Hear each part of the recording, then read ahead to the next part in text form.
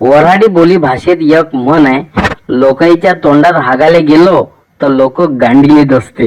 याचा अर्थ काय होते, जर आपण लोकांच्या चुका त्याच्या निदर्शनास आणून दिल्या का ते त्या चुका दुरुस्त करायच्या भानगडीत नाही पडत, ते आपला राग करते. काऊन का आपण चुका दाखवल्या असते. असं लय ठिकाणी होते, आपण बराच अनुभव घेतो.